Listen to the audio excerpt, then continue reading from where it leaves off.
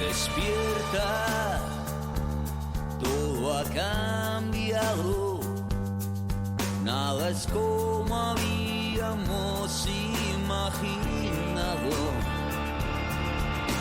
Esperas a que alguien mueva. Sí, pues más o menos hace 20 años, se dice pronto, vino alguien a la redacción de la revista donde yo trabajaba. Y su mensaje, en aquella primera comida, fue muy claro. Despierta. Nada es como nos habían contado. Lo que fue siempre lo mismo y cambió. Permanecía oculto en ti y ahora Era un muchacho tímido, con una chaqueta, con un chaleco. Yo creo recordar que comenzaba el otoño de hace 20 años. En aquella revista estábamos redactores, directores adjuntos. Yo me encontraba entre ellos, aunque era en el fondo un reportero. Y éramos tan simpáticos todos y tan amables que me di cuenta enseguida. Nadie quería comer con el recién llegado.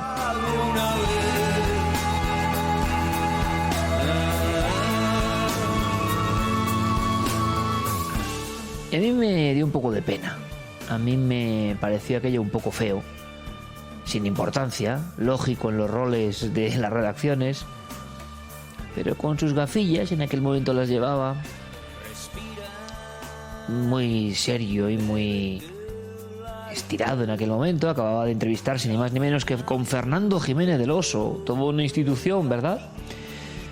Y en la revista Enigmas, allá andaba Lorenzo Fernández, ahí estaba yo, ahí estaban unos cuantos amigos. Y aquel chico que venía a decir despierta era un tal Santiago Camacho. En aquel momento no le conocía a nadie y hoy, 20 años después, se puede decir, es una institución. Ha publicado, yo creo que una buena docena de libros clásicos absolutamente. Pero que aquí la gran pregunta es no cuántos libros tiene uno, que me hace una gracia escuchar algunos. No, es que he publicado 25 libros, es que he publicado 30, es que he publicado 15. Oiga, pero ¿qué libros? No es el número. Oiga, ¿usted qué ha aportado? Y Santi Camacho, en ese caso, el padre de la conspiración en España, tiene unas cuantas joyas que han abierto los ojos a muchísimas personas. Yo me reía mucho, 10 años después de ese acontecimiento, cuando en la isla de Ibiza me entero, por desgracia, que un paraje maravilloso, el de Benirras, había unas chicas que, por algún descuido o algo que, bueno, tipo conspiración, han encendido el monte y se ha quemado todo. Era una pena. Bueno, en la cueva donde ellas tenían, no estaban ahí medio en plan hippie, 4 cositas, se había quemado todo, sus enseres de cocina, su ropa, y solo quedaba una cosa sin quemarse, en mitad de la cueva, en el epicentro del gran incendio de Ibiza. Es que fue increíble. Yo estaba allí. Era un libro de Santiago Camacho Hidalgo, 20 grandes conspiraciones de la historia.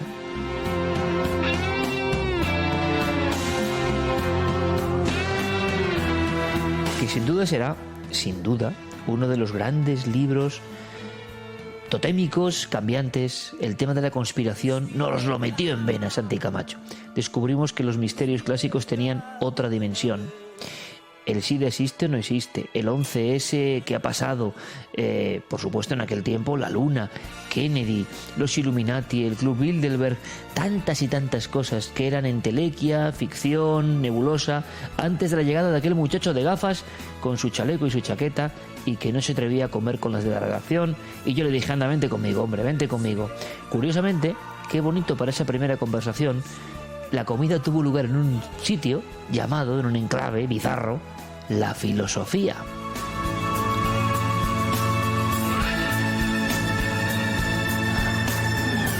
No en vano, Santiago Camacho se ha convertido en un filósofo. Hemos tenido encuentros, desencuentros, sobre todo en los primeros años. Aquel día comiendo los dos, yo supe que era un hombre que venía con aire nuevo, que venía a decirnos que todo era misterio y sobre todo que nos engañaron y que nos engañaban y que había que despertar.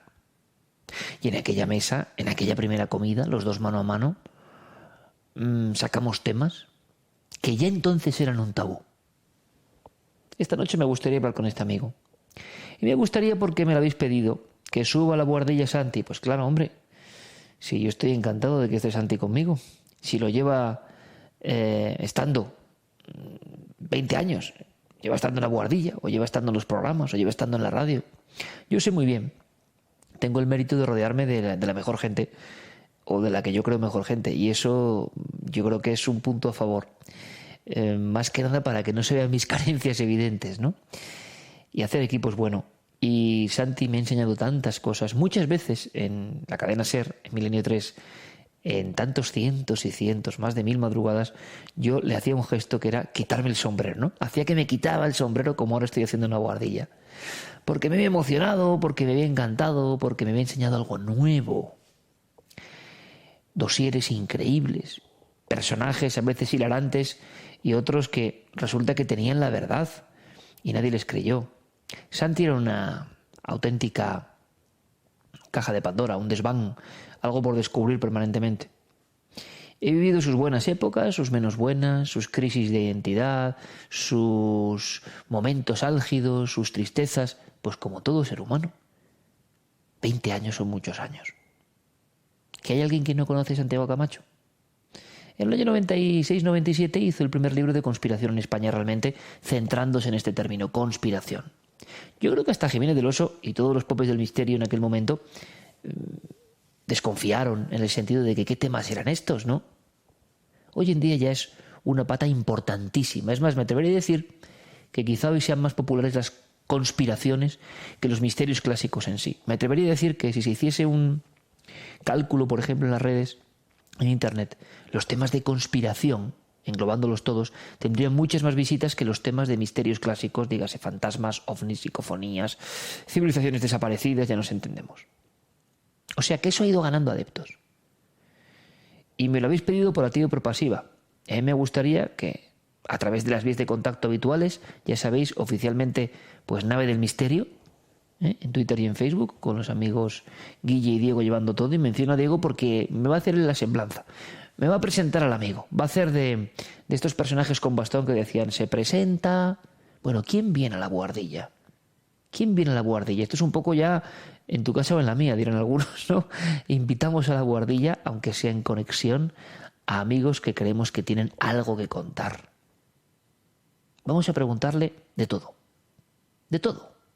Al hombre que nos trajo el mundo de la conspiración a España. ¿Qué os parece el plan? Érase una vez un piano.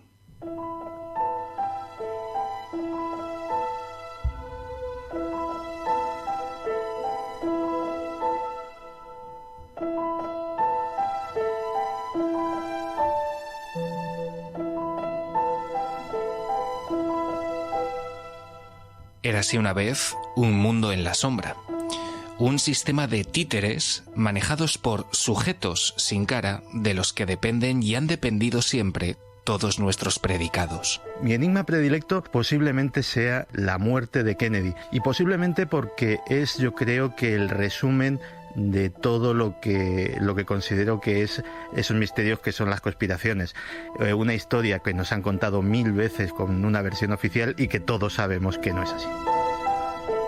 Un mundo de movimientos sutiles y de maniobras en la oscuridad que nos ha traído hasta esta realidad en la que abundan los días extraños y en la que la palabra conspiranoia se ha instalado para quedarse.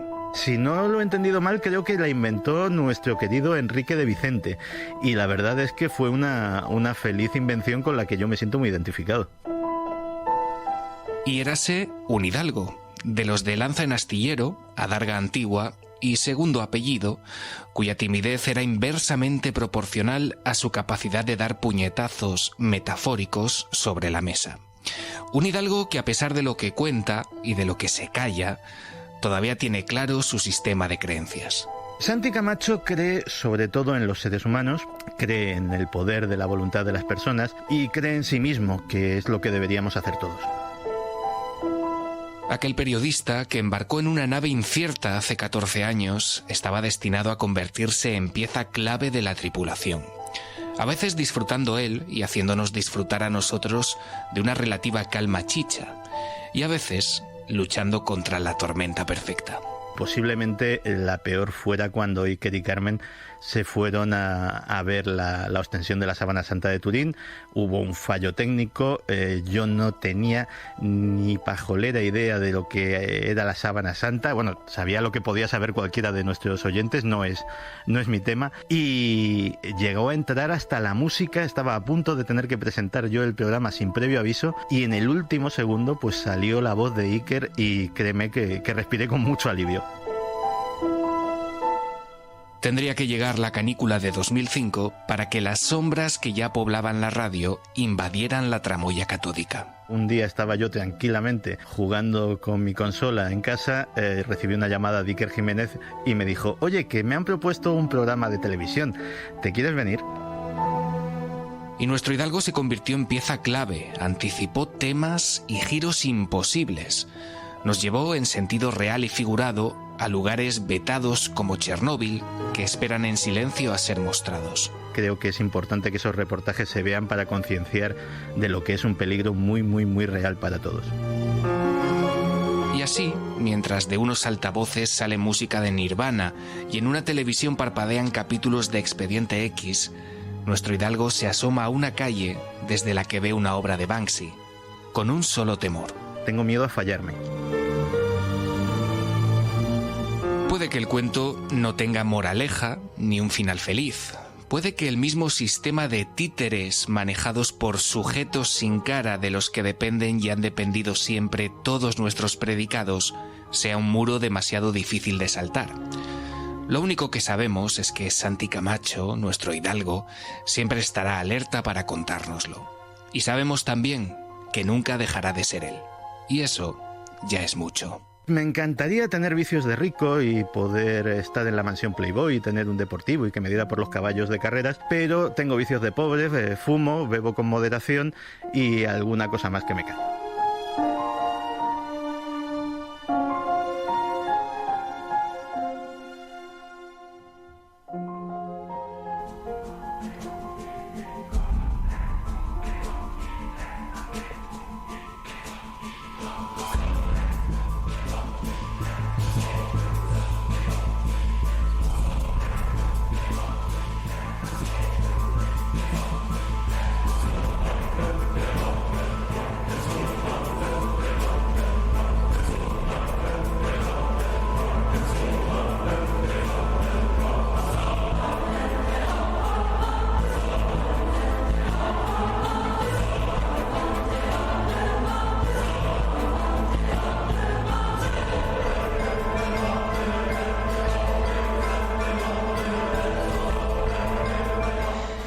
Don Santiago Camacho, buenas noches.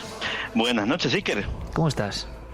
Pues deseando decir buenas noches, Iker, que hacía mucho tiempo que no te lo decía, al menos vía solamente audio. Las veces que te lo he dicho últimamente era por televisión, pero hacía tiempo que quería decírtelo también en un medio sonoro. ¿Lo echabas de menos, Santi? Sí, claro. ¿Quién no lo...? Y tú, y todos. ¿Por qué? Pues porque la radio, sea en la forma que sea, pues tiene una magia especial, porque en el fondo, y lo sabemos bien los que trabajamos en todos los medios, pues la televisión nos da imagen, nos da que nos pongan cara, nos permite mostrar un montón de cosas a los espectadores, pero también nos marca limitaciones de tiempo, limitaciones de lenguaje, limitaciones de formato. Es un equipo enorme de personas los que trabajan con nosotros y todo tiene que estar medido y pautado como un ballet. Aquí pues eres tú, soy yo y aquí estamos charlando. Y eso tiene una magia muy especial. Pues yo te invito a mi casa, Santi, a la Guardilla, con el bosque enfrente, con la noche. Yo lo digo siempre, esto se puede escuchar a través de Radio Set o de iVoox a cualquier hora en cualquier parte del mundo. Yo sé que va a ser muy escuchado porque evidentemente tienes una legión de seguidores muy fieles que te han elegido como estandarte y portavoz de muchas cosas desde hace 20 años. Yo hablaba un poco antes de 2 décadas, ¿no? Hace que nos conocemos. Se dice pronto, sí. Se dice pronto y podemos seguir hablándonos. Que eso tampoco es tan fácil. Vamos, eso es más que muchos matrimonios. Sí, y más hoy en día. Y lo curioso, Santi, es que yo sé que el público esperaba, ¿no? Un Santi íntimo, un Santi que yo creo que jamás hemos tenido nosotros excesiva cortapisa o censura, autocensura, pero un Santi a tumba abierta, ¿no? Un Santi comentando cómo se encuentra, qué quiere decirnos, cuáles son los temas que le inquietan, y nos aprovechamos de la amistad pues para entrar en tu casa, ¿no? Para conectar la buhardilla con tu casa y para hablar en la madrugada y que esto recorra el mundo, que es lo mágico que tiene Internet. Estar yo aquí con una botellita de agua en mitad de la noche mirando el bosque, teniendo a mi amigo Santi con un sonido que me llega perfecto. Yo creo, amigos de Universo Iker, que vamos a disfrutar.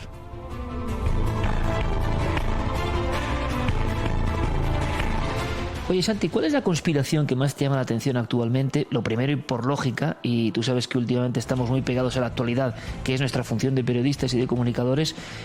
Todo esto que ha pasado con el avión de Egyptair y que cobraba avisos primero de tema terrorista y después de anomalía, de extrañeza, en este momento de la noche del miércoles, ¿tú qué opinas que sabes?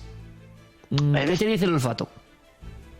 Hombre, dada la situación política de la zona, la amenaza del terrorismo islámico, las propias declaraciones muy prematuras que a mí me asombraron, suponiendo que algo debían de saber, tanto de responsables de seguridad rusos como egipcios.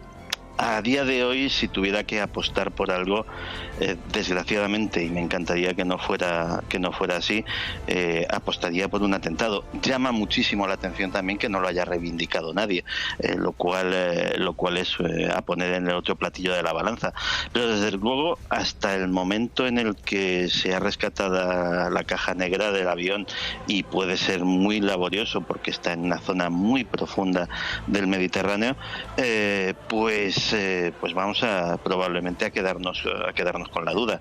Sin embargo, pues las teorías más o menos descabelladas empezaron a salir, como siempre, y sé que parezco el abuelo Cebolleta siempre quejándome de lo mismo. Empezaron a salir no ya a las horas, sino casi a los minutos, hablando de falsas banderas, de derribos, de maniobras más o menos extrañas. En fin, yo siempre he intentado ser primero humilde y luego prudente y esperar a tener datos antes de empezar a emitir hipótesis, ¿no? Se enfadan contigo. Digamos que en el mundo de la conspiración, que es un mundo apasionante, un mundo que siempre hemos seguido de cerca, y un mundo en el que eres indiscutible pionero en España, no, por supuesto que se hablaba de conspiraciones y de temas que tenían que ver, los nombrados Alejandro Beñati, Faber Kaiser y tantos otros periodistas. El mismo Enrique de Vicente. Exactamente, pero yo lo que voy es que la forma que sigue siendo actual hoy de acercarse al término conspiración con todos los claroscuros que tiene, yo creo que la funda esto en España clarísimamente, ¿no? Y entonces, ¿qué ocurre? Que me da la impresión de que eso ha ido generando en diferentes etapas, niveles de la pirámide, y que tú muchas veces sí pareces el abuelo Cebolleta respecto a, yo no sé si gente generacionalmente más joven, más entusiasta, pueden decir algunos que se moja más, con más datos. ¿En qué nivel de la pirámide está Santi Camacho ahora mismo dentro del mundo de la conspiración tan complicado y tan influyente en la mente colectiva hoy en día? Hombre, afortunadamente la imagen de la pirámide no creo que sea algo jerárquico, con lo cual sí que se puede hablar de diferentes formas de verlo, de sentirlo. Hay muchas personas, por ejemplo, que el mundo de la conspiración lo viven desde el punto de vista del activismo político o del activismo social. Yo personalmente, por ejemplo, también siempre he renegado de eso, no porque no me parezcan, ojo, sus planteamientos respetables o que no digan a veces, muchas veces, verdades como puños, pero siempre he pensado que una de los peores enemigos de alguien que quiere ser un conspiranoico, si es que se puede ser esto provocación, yo creo que uno de los peores enemigos, por ejemplo, es la ideología. La ideología es un sesgo terrorífico que suele imponerte el marchamo de que las conspiraciones... Ideología política, Santi. Sí, sobre todo ideología política. Ese sesgo te suele imponer un marchamo terrible, que es el de que las conspiraciones de tus enemigos o de tus adversarios o de las personas que tienen otros planteamientos son ciertas, y las que afectan a tus correligionarios no lo son. Con lo cual se empieza a montar una dinámica de buenos y malos, cuando realmente cloacas y elementos oscuros los hay en todos los países, en todos los bandos, en todas las grandes organizaciones. Y decir que, oye, no, es que los míos, sean los de izquierda, sean los de derecha, sean los liberales, sean los de la CIA, el KGB, etc., los míos están libres de pecado porque son los garantes de la justicia. No, oiga, los suyos están tan pringados en determinadas cosas absolutamente como los demás. Pero eso, fíjate, hablando de gente más o menos seria, de gente seria, quitemos el más o menos, y de gente que suele vestir con datos sus conspiraciones o sus teorías de conspiración. A mí me preocupa mucho más, y eso es, vamos, me has oído, llevo años denunciándolo, la gente que directamente te suelta por los medios que actualmente son muchos, que tiene a su alcance, sus ocurrencias, sus invenciones, sin tener absolutamente un solo indicio, prueba o dato con que vestirlos, pero que consiguen también evidentemente legiones de seguidores. Pues chico, al que le vaya bien, pues maravilloso, pero desde luego a mí no me encontrarán ahí. Yo prefiero estar, pues ojalá entre esos grandes que has citado antes, al menos como discípulo o como copero para servirles en el Olimpo, pero desde luego siempre intentando hablar con la voz de la razón, que es la única que no suele fallar nunca, y por supuesto que tengo ideas a nivel personal que pueden a lo mejor resultar tremendamente extravagantes, pero esas no las soltaré jamás hasta el día que tenga una prueba para respaldarlas. Me parece una cuestión de mínimo respeto hacia el público, ¿no?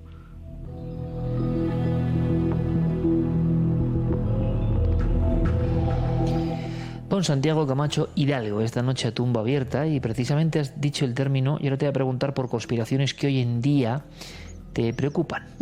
Cloacas. Luego hablamos de cloacas y a tumba abierta. Santi, hoy en día, en pleno mayo del 2016, con 2 décadas mínimo a la espalda, desde el instante en que hiciste aquel librito de conspiración, que los más jóvenes muchos ni sabrán lo que es. Primero, ya es un libro que suena a reliquia, y segundo, fue la primera vez que se ponía conspiración, y un racimo de temas enormemente novedosos en aquel momento, temas que eran mirados por encima del hombro hasta dentro del mundo del misterio, y temas que luego hemos ido viendo. Yo por lo menos doy fe de estos 20 años de compañerismo, a veces opinando en la misma dirección, a veces no tan en la misma dirección, casi siempre creo yo en la misma dirección o con unos criterios bastante parecidos, pero con la libertad mutua y el respeto mutuo. Bueno, pues yo he sido, y lo he dicho muchas veces, testigo de cómo esas cosas que contaba Santi, que eran tan arriesgadas, con sus fuentes, con sus investigaciones, con sus hilos, se han ido adueñando de los foros y prensa más seria con el paso del tiempo. Hoy en día, mayo 2016, Santi, si te tengo que decir una conspiración que a Santiago Camacho le preocupe, ¿cuál? Pues probablemente, fíjate, más que una conspiración en concreto, me empieza a preocupar mucho el futuro. Y el futuro a una década vista, porque hay muchas cosas que se están obviando y que no pintan nada bien. Dicen los chinos que para sus cosas son seres muy particulares. Tienen una forma de maldecirte, es una maldición, como las maldiciones egipcias o gitanas, y cuando realmente te desean el mal, te dicen ojalá te toque vivir una época interesante. Pues esta época va a ser tremendamente interesante porque nos enfrentamos a retos que eso han sido, yo creo, inimaginables, salvo en periodos históricos tremendamente convulsos, y pues me tendría que retrotraer a las 2 guerras mundiales, por ejemplo. ¿A qué me estoy refiriendo? Me estoy refiriendo a que el sistema, por ejemplo, financiero, el sistema económico está empezando a dar signos bastante alarmantes y bastante evidentes de agotamiento. No en vano ya los famosos survivalistas norteamericanos, que también en Europa y hasta en España los hay, pues ya no están acumulando armas y alimentos y medicinas en previsión de una guerra nuclear o en previsión de una catástrofe cósmica como la caída de un meteorito. Lo que se mueve por esos foros como escenario más probable es un colapso financiero que se lleve por delante buena parte de lo que entendemos por civilización, pero sin esos vaticinios extremos. Ya de por sí están pasando cosas realmente preocupantes. Te voy a poner un ejemplo que he leído en la prensa de hoy mismo. Foxconn, que es una gigantesca empresa china, que entre otras cosas pues fabrica nuestros aparatitos de la manzana y muchas otras cosas. Pues Foxconn ha reemplazado ya a más de 60.000 trabajadores con robots en sus fábricas. Es más, curiosamente coincidía en los titulares con las declaraciones del ex consejero delegado de una importantísima compañía de comida rápida, probablemente la más importante, que en una conferencia se descuelga con que es más barato usar robots que subir el sueldo mínimo a los empleados de la que era entonces su cadena de comida rápida. ¿A dónde voy con todo esto? Las revoluciones tecnológicas van a traer un desbarajuste tan grande en prácticamente todo lo que conocemos y como orden social, que personalmente pienso que nos las vamos a ver y nos las vamos a desear para asumirlo y para absorberlo como sociedad y como civilización. Eso desde luego me preocupa mucho, desde luego me preocupa muchísimo todo lo que tiene que ver con nuestra privacidad, todo lo que tiene que ver con lo tremendamente expuestos que estamos más que nunca a que cualquier persona interesada pueda acceder a nuestros secretos, los que los tengan, a nuestra intimidad, a nuestras vulnerabilidades, a quien amamos, a quien odiamos, de quien dependemos, y puedan utilizarlo en nuestra contra. Y la verdad es que hablabas de esas 20 grandes conspiraciones de la historia. A día de hoy todo eso ya es historia antigua. Yo creo que habría que escribir un nuevo 20 grandes conspiraciones de la historia, porque las conspiraciones ahora son otras y tienen un rostro mucho más terrible, yo creo, que el que tenían hace 20 años. ¿Qué conspiración no te crees? ¿Qué conspiración que creíste en su día no te crees ya? ¿Crees que la idea oficial sí que tenía una fuerza, un tallo importante, y que tú estabas más o menos equivocado? ¿Qué conspiración te ha dejado de asombrar? A ver, si hubiese sabido la repercusión que iba a tener mi texto, donde solo lo reproducía, a lo mejor, ojo, lo de la conspiración lunar no lo hubiese incluido, y no porque no crea que pasó algo muy extraño allá arriba, pero desde luego lo digo por enésima vez, y esa es la razón por la que no lo hubiese incluido, para ahorrarme tener que negarlo cientos de veces en cientos de micrófonos. Es decir, no, oiga, que yo sí me creo que fuimos a la luna, que no me crea el relato de lo que sucedió allí, ya es otro cantar y otra historia, pero probablemente si hubiese sido muy prudente a la hora de incluir ese capítulo, o lo habría elaborado de otra manera. Y desde luego hay una conspiración que esa no, a pesar de que no hayas formulado tu pregunta así, esa yo no me la he creído nunca, pero sí creo que es importante mencionarla, porque probablemente ha sido la teoría de conspiración que más daño ha hecho en la historia mundial. Aquí me van a caer palos por todos sitios, lo sé. Te gusta. Sí, un poquito de provocador sí que me gusta ser a veces. Pero las referencias a la conspiración judía internacional para hacerse con el control del mundo, y nos tendríamos que retrotraer a ese tremendo fraude que costó millones de vidas, que se llama los protocolos de los sabios de Sion, eso me parece probablemente el más flaco favor que haya hecho jamás la teoría de la conspiración a la humanidad en su conjunto. Santi, vamos a ver. Estás a gusto, ¿no? Sí, estoy tranquilito. ¿Cómo estás ahora mismo? Yo he contado que estoy en mi bobardilla, a media luz, con una botellita de agua, mirando unas copas de árboles que están tranquilos, es plena madrugada. Estoy encantado aquí en la soledad de esta conexión. ¿Tú cómo estás? ¿Dónde estás? ¿Me puedes contar lo que veo en el cubil de Santi Camacho? Pues mira, estoy en el salón de casa, estoy en el sofá, tranquilito, con mis animales alrededor.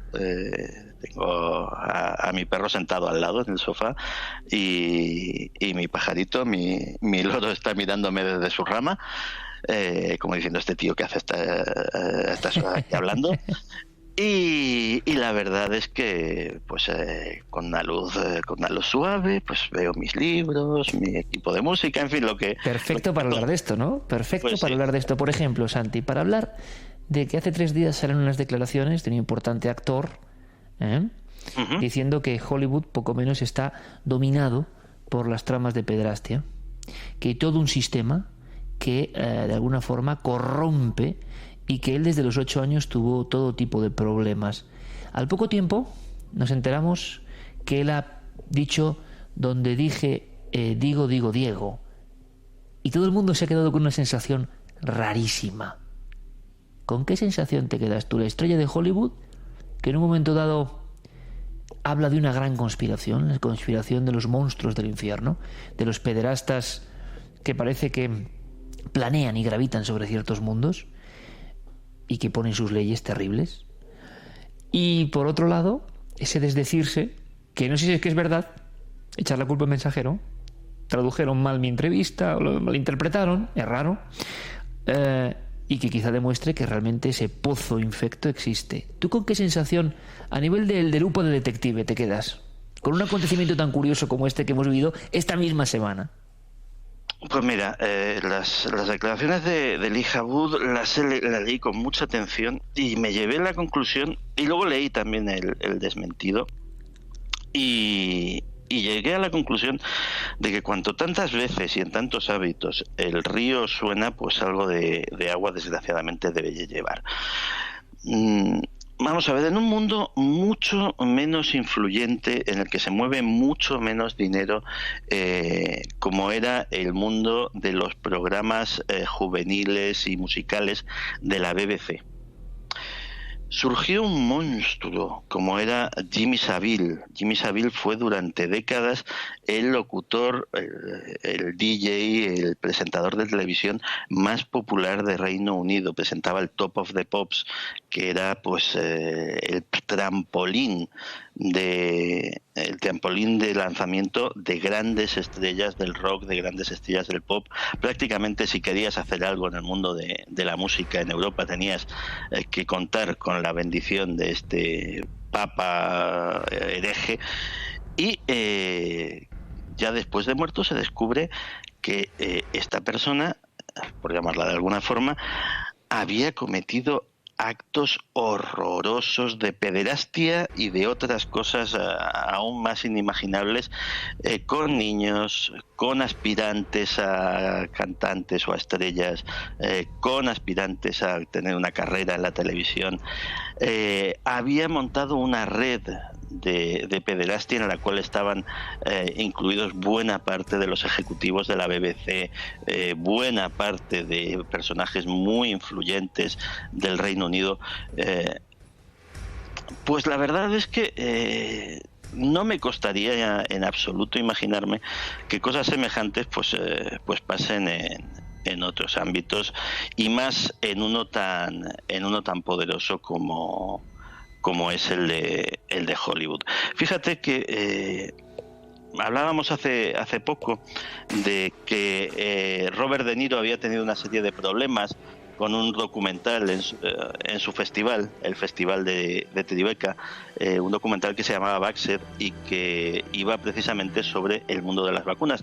Pues documentándome sobre aquello, descubrí que el director comentaba, y varias personas además de ese entorno, documentalistas y tal, decían, no, si es que hay cosas de las que no se puede hablar o sobre las que no se puede hacer una película ni de ficción ni de no ficción en Hollywood. Una de ellas es la industria farmacéutica, es decir, el señor que se plantee hacer una cosa en este plan no va a volver a estar en una película en su vida. En Estados Unidos pasa esto hoy.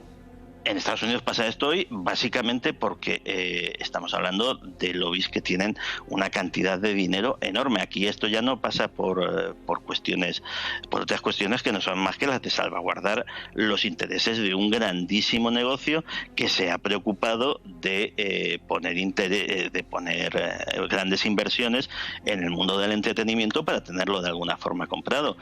Por desgracia, esas cosas suceden y hay sectores los cuales tienen intereses en el mundo de la comunicación, en el mundo del espectáculo, etcétera, etcétera, los cuales pues pueden vetar determinados temas. Por desgracia, eso pasa. ¿En España, Santi? ¿De qué tema no se puede hablar hoy? Ni siquiera un conspiranoico podría hablar hoy. ¿O no las tendría todas consigo si hablase abiertamente hoy? Aquí hay un tema tabú. Aquí ha habido un tema tabú desde hace mucho tiempo, que es el atentado del 11M. El atentado del 11M ha sido tradicionalmente la bestia negra, posiblemente por eso que te decía antes de las aparte de evidentemente porque es doloroso para las víctimas, porque es todavía demasiado reciente, pero también hay unos componentes políticos, ideológicos, etcétera, etcétera, de separar la verdad y la mentira en función de quién la diga, que han hecho que personas, que prácticamente la totalidad de las personas que se han atrevido a plantear una teoría de conspiración sobre el tema, teoría que no me voy a meter a valorar no por cobardía, sino por desconocimiento. O sea, es un tema del que sé muy poco como para ponerme a hablar. Pero yo te pregunto, Santi, ¿cómo un tipo como tú sabe poco del 11M? Pues mira, fíjate, por una razón muy sencilla, porque me parecía un ambiente encenagado por lo político. Es decir... Bueno, pero eso ha pasado en todas las conspiraciones, el 11S y tantas, y tú te has metido a fondo, sí, ¿no? Algo que pasa en nuestro país, lo digo porque da la impresión de que algunas conspiraciones muy cercanas, si es que hay conspiración, son como mucho más, dan más alergia, ¿no? No, y da más alergia porque, oye, a fin de cuentas, a mí personalmente ya te digo que el tema en sí mismo me olía mal, pero porque a pesar de que uno pueda creer en una u otra versión, el decantarte por una u otra significaba escoger una bandera política de alguna forma. Y la verdad es que si por algo me he caracterizado, y con esto tampoco voy a hacer muchos amigos, es en general por el desdén que me suelen generar por igual, absolutamente equidistante, casi todas las opciones políticas actuales. Es decir, no quería elegir un bando. Pero sí que es cierto, que era lo que te iba a decir, que todos los profesionales, todos los periodistas que se han atrevido a meterse ahí han tenido que pagar un precio.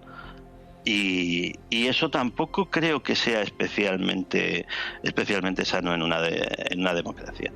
Es decir, personas que en este caso pues todas o casi todas estaban muy significadas de una determinada tendencia política, pues tuvieron que sufrir en sus carnes no solamente el palito de todos sus compañeros del otro lado, sino además, pues muchas veces consecuencias profesionales graves, pérdidas de puestos o incluso tener que pasar a declarar por los tribunales en juicios que lógicamente pues no son agradables para nadie. Con lo cual, pues sí, yo creo que si hay un tema tabú ahora mismo en nuestro país es ese.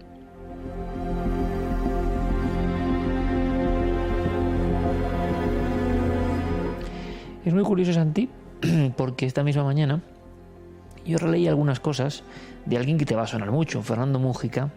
Uh-huh. Fernando Múgica nos dejó hace apenas unas semanas. Gran periodista, ¿verdad? Sí, ¿Consideras señor. Un gran periodista, Múgica? Considero un gran periodista y considero, curiosamente, de esto de lo que estábamos hablando, fue el primero. O sea, luego ha habido gente que porque ha tenido más acceso a los medios y tal, pues ha tenido, o porque ha seguido la línea de investigación durante más tiempo, ha tenido muchísima más presencia, o está ahora mismo más presente en la mente de los oyentes. Pero yo creo que lo primero que leí, cuestionándose una serie de cosas sobre aquel atentado, fue como 11 o 15 días después, y estaba firmado por Múgica. Los famosos reportajes en El Mundo de los agujeros negros, ¿no?, de 11M. Uh-huh. Es curioso porque Múgica ha muerto hace unas semanas. Él fue compañero de pupitre de JJ Benítez, fue fotógrafo de Benítez en muchas de sus correrías por América y tras los ovnis en España. O sea, es alguien que sabía mucho de misterio, ¿no? Y sabes que él decía que el 11M acabó con su vida, ¿no? Que descubrir ciertas cosas inconfesables e investigarlas le ha proporcionado todo tipo de enemistades. Es muy curioso, Santi, esto que digo, porque cuando ha llegado el obituario, todo el mundo se ha deshecho en palabras en torno al gran reportero gráfico y periodista y documentalista Fernando Múgica. Pero es muy curioso porque muchas de las personas que no tenían ninguna desvergüenza en llenarle de piropos serán los mismos o las mismas que le habían criticado duramente, convirtiéndolo casi en un paria de la profesión por haber osado tomar el camino solitario, el camino que en cierto momento fue muy peligroso, de decir que no estaba todo contado. Lo más asombroso, por lo que yo tengo entendido, que no es mucho, puedo estar equivocado, todo lo que comento es porque lo he leído en libro, se ha publicado y se ha plasmado. Él hablaba precisamente de un término que tú has utilizado antes y que me gustaría aprender un poco contigo más. Son cloacas del Estado, cosas que parecen de ciencia ficción, cosas que en las películas de Mel Gibson de conspiración o tantas otras del proyecto MK-Ultra hemos conocido o intuido que hay poderes por encima de cualquier poder democrático, poderes que dicen lo que puede saber o no puede saber un presidente, poderes perpetuados en la sombra, ¿no? Y yo no sé si hay ficción o no, pero desde luego Múgica hablaba de este concepto y ahora que nos ha dejado, pues bueno, casi suena un poco homenaje. Yo no sé si Múgica tenía razón o no, ojo. Lo que sí sé es que fue muy valiente en ir por el camino solitario permanentemente durante más de 10 años y convencido y asombrado con lo que estaba descubriendo. Son poderosas las cloacas, en este caso concreto, porque nos toca y hay muchos muertos, o en otros casos. ¿Qué has llegado a conocer tú, por ejemplo, de las cloacas del Estado? Que imagino que es esa especie de entelequia, esa especie de mundo desconocido, informe, raro, con tentáculos que se hunden en lo más depravado a veces. ¿Hay mucha ficción, Santi, o existe esto? No, ficción, por desgracia, en absoluto. Y ficción, además, no solamente, efectivamente, no estamos hablando de la CIA, de la NSA, poniéndonos muy exóticos, del KGB o del Mossad. Todos los países tienen su cloaca particular. Y eso es por una razón muy sencilla. Cuando se habla de teorías o de teóricos de la conspiración, el teórico de la conspiración es un tipo francamente peligroso para el sistema por una razón muy sencilla. El teórico de la conspiración, verás, el sistema o la civilización o la sociedad, llámalo como quieras, se basa en una cosa muy importante, que es la confianza. Todos hacemos decenas de actos de confianza ciega todos los días. Trabajas porque confías que vas a recibir tu nómina a fin de mes, pero es un acto de fe. Te montas en un taxi porque confías que el señor taxista no solamente te va a llevar a tu destino, sino que no es un asesino en serie ni ningún tipo de perturbado. De hecho, confías que los papelitos que llevas en el bolsillo de colores valen algo, pues porque todos nos hemos puesto de acuerdo en que eso es dinero y vale algo, pero en realidad, pues hasta su propio nombre técnico actual lo dice, es dinero fiduciario, es decir, se basa solamente en la confianza. La sociedad entera se basa en actos de confianza. ¿Qué hace el teórico de la conspiración? El teórico de la conspiración sistemáticamente es un aguafiestas que se dedica a quebrar parte de esa confianza.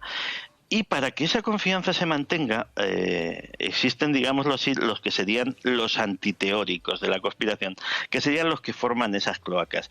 Las cloacas están para mantener el tinglado en funcionamiento, para que en el momento en el que puede suceder algo que pueda desestabilizar la confianza de la opinión pública, que pueda hacer que la gente se piense dos veces si realmente lo que le están exponiendo en los informativos, en los telediarios, en los periódicos es realmente la verdad o hay otro tipo de cosas, pues cada vez que surge, como decían en la película, cada vez que surge un fallo en Matrix, son los fontaneros que se dedican a arreglar esa fuga y arreglar ese desaguisado a cualquier precio. Nosotros no creo que seamos por todo la trayectoria que llevamos, tanto como oyentes como no ya los que trabajamos en esto, gente ingenua, y sería muy ingenuo pensar, por ejemplo, que cada país tiene servicios de inteligencia. ¿Para qué? Para que se muevan estrictamente dentro de los cánones del Código Penal, con todo autorizado por un juez, y no hagan absolutamente nada que sea ilegal, inmoral o censurable. Pues vamos a ser sinceros, no es así. O sea, eso no es así ni funciona. Encima, las propias estructuras, no solamente económicas, políticas del Estado, sino a veces hasta los propios intereses particulares de las personas que detentan el poder en cada momento, buscan perpetuarse a toda costa. Y pues ahí es donde funcionan las cloacas. Desgraciadamente es un fenómeno universal y nada ficticio. Si te pregunto, Santi, por 11M, y mojándonos un poco, si crees conveniente, y yo me gustaría preguntarte esta noche tu opinión personal de varios temas, ¿tú optas más en la balanza por la versión oficial o por la alternativa? U otra que no es. Personalmente, vamos a ver. Yo me acuerdo que, fíjate, Paco Pérez Avellán me llevó ese mismo día, que era muy difícil opinar, o sea, porque todavía se estaba sacando gente de los trenes, se montaron informativos y tertulias a toda prisa, y me llamó para participar en una de estas tertulias. Y en aquel momento era territorio hostil, porque digamos que por la tendencia o por la línea editorial del medio en el que estaba, pues buena parte de los contertulios estaban fanáticamente convencidos, con los mismos datos que yo, casi de lo contrario, de que la autoría había sido de ETA. Y yo era el único de la mesa que decía, mira, esto huele a atentado islámico de aquí a Lima. Básicamente, una de las cosas que me convenció fue precisamente la negación de la autoría por la banda terrorista, porque ETA podía ser muchas cosas y eran criminales, asesinos, gente de la peor, pero no solían distinguirse por mentir o por escurrir el bulto de cosas tan atroces como la matanza de Hipercor o otras cosas que tenemos todos desgraciadamente en la retina. Sin embargo, efectivamente, después, pasados los días sí que, aun juntándome en que efectivamente pues la autoría pues evidentemente había sido fruto de las personas que se inmolaron en Leganés, y de eso puede que no tuviera ninguna duda, pero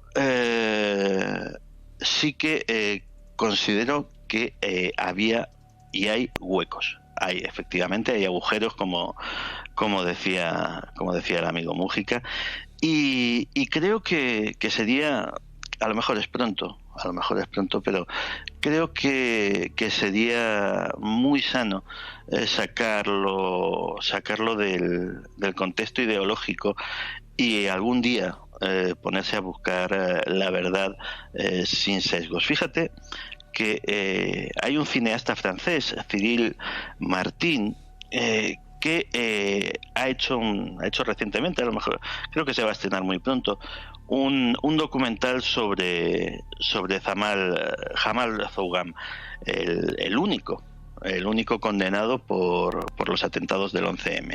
La tesis de su documental es que Jamal Zougam es un chivo expiatorio.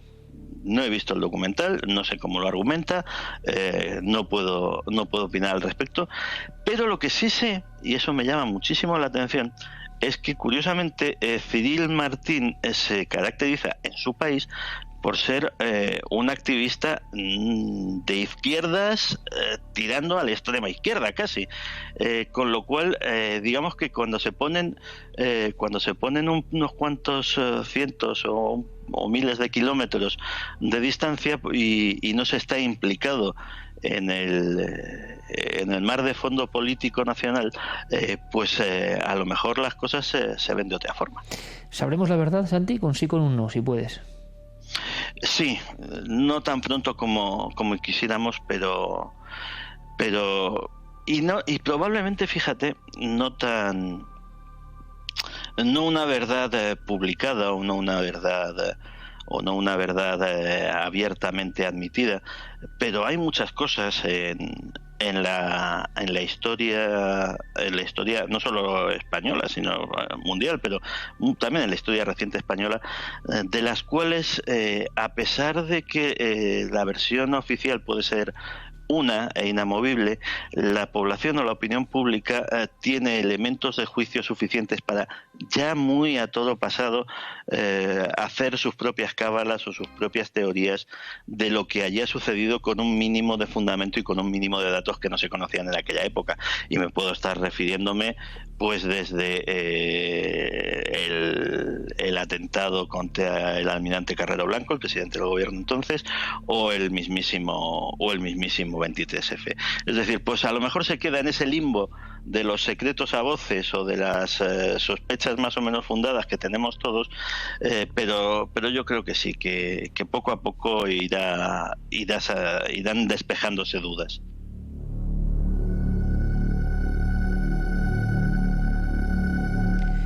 Santi, ¿te han dado un toque alguna vez? ¿Has sentido la presión, la vigilancia, la recomendación, la advertencia, la amenaza cerca con alguno de tus temas? No, en eso soy un privilegiado, o somos unos privilegiados. Siempre he dicho que el estar en el Club del Misterio, cada vez menos, y tú también lo estarás notando, pero te daba carta blanca para muchas cosas.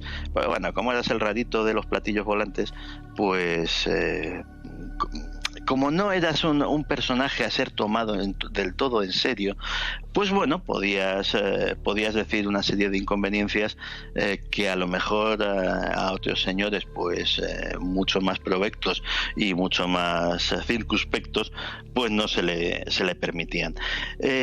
Pero alguna vez sí he recibido. Claro, te voy a decir una cosa. Tuve que quitar el teléfono fijo de casa. No tengo actualmente teléfono fijo de casa porque ya me cansé de una época recibir llamaditas a las X de la mañana. Digo, si me va a amenazar de muerte, amenáceme a las 5 de la tarde, que es una hora muy prudente. Pero había amenazas de muerte. ten cuidado, había respiraciones profundas, había ese tipo de cosas que yo las achacaba a personas más o menos perturbadas, ¿eh? O sea, no, tampoco creo que estuviesen las cloacas del Estado y mucho menos de otros estados pendientes de mí. ¿Coincidió con algún tipo de investigación concreta? Hombre, evidentemente la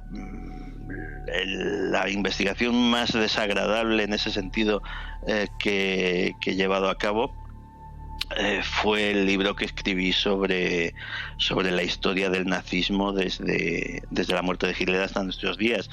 Evidentemente los que más molestaron fueron los capítulos que hacían referencia a épocas más recientes y a nuestro país. Pues sí, ahí recibí una serie de toquecitos desagradables. Pues oye, gajes del oficio.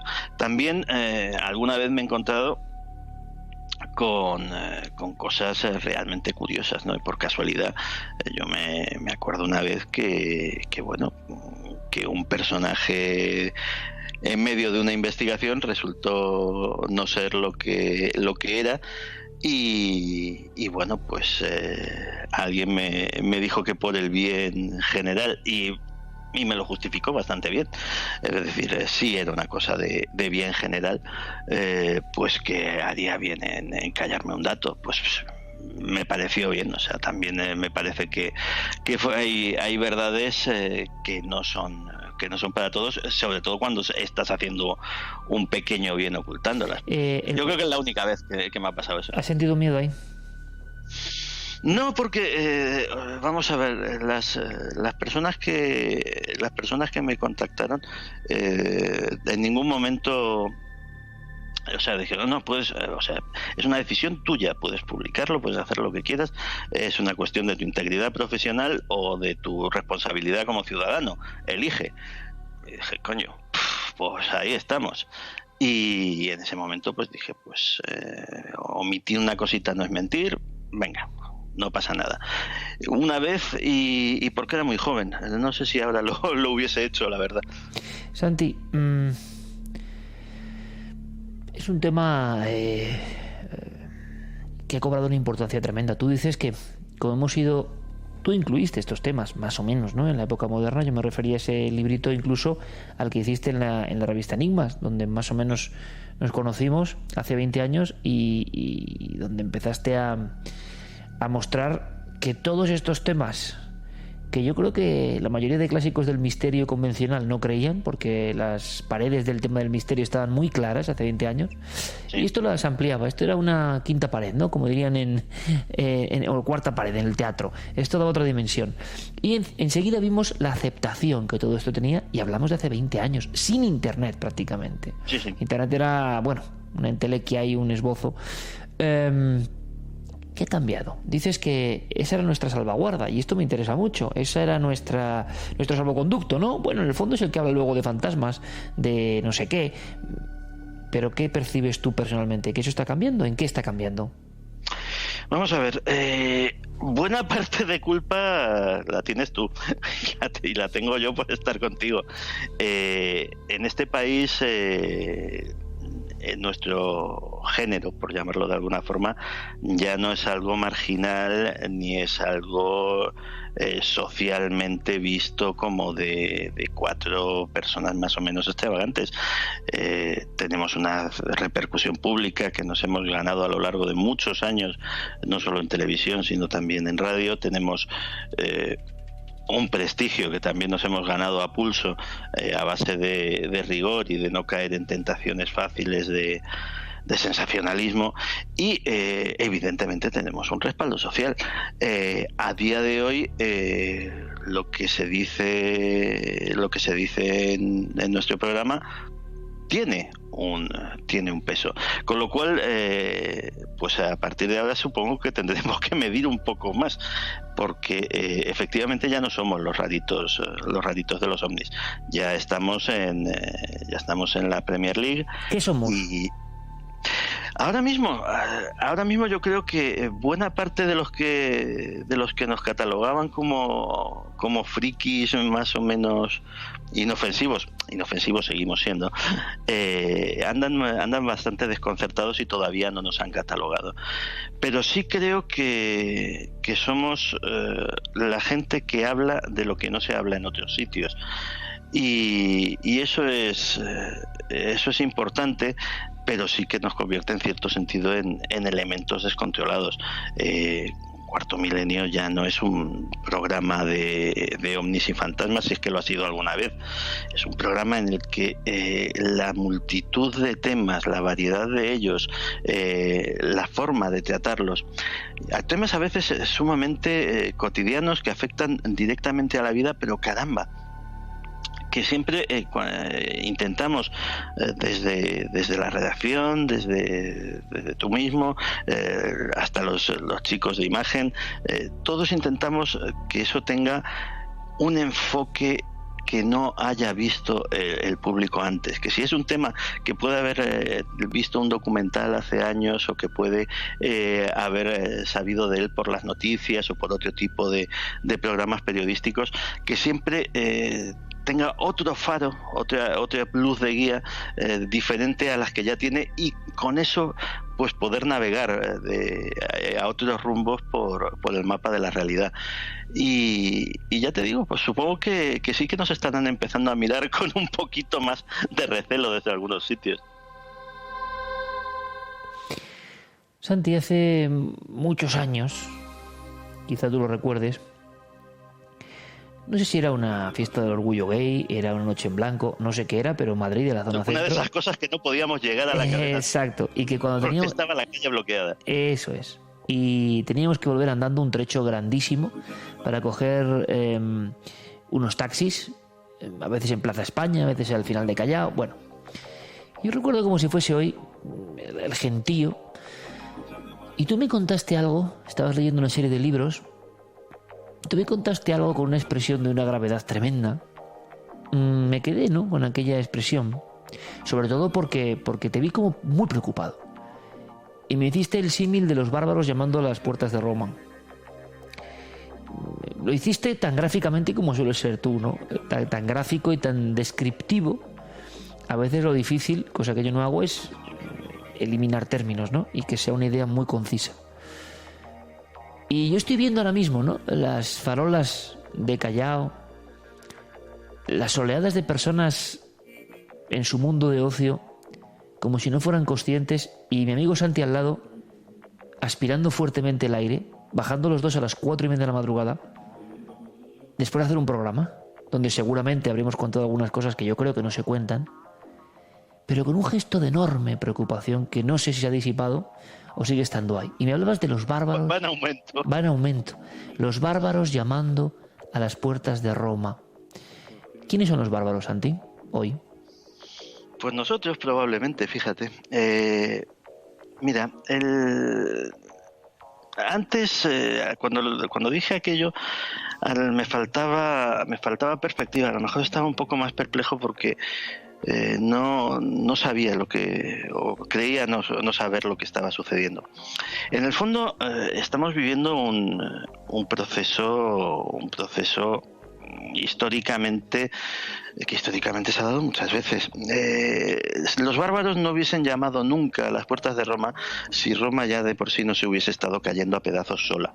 Eso también hay que tenerlo en cuenta. O sea, no es que llegasen millones de visigodos y asaltaran aquello arrasando con legiones y legiones. No. Roma estaba débil, estaba absolutamente decadente, y sencillamente los que venían por ahí pues tomaron las medidas que consideraban oportunas. Mira, cuando surge un cambio tecnológico, sobre todo en la tecnología de la comunicación tan importante como el que estamos viviendo ahora, las consecuencias son inevitables. Los comunicólogos ahora mismo están enseñando en sus cátedras que estamos viviendo una época muy parecida a la época en la que o la posterior a la invención de la imprenta. y tienen toda la razón. El problema es que cuando se inventó la imprenta, la sociedad de la época se fue a hacer puñetas. Es decir, la invención de la imprenta estuvo muy bien porque llevó la Biblia y la cultura y muchas cosas a muchos hogares, pero generó la Reforma Protestante, la Revolución Francesa, es decir, corrió mucha sangre a costa de esa revolución cultural, hasta que finalmente las cosas se remansaron y durante un par o tres de siglos pues se mantuvieron como estaban hasta que ha llegado la revolución actual, que la muestra mayor, que no la única, es Internet, y que encima las consecuencias están siendo rapidísimas.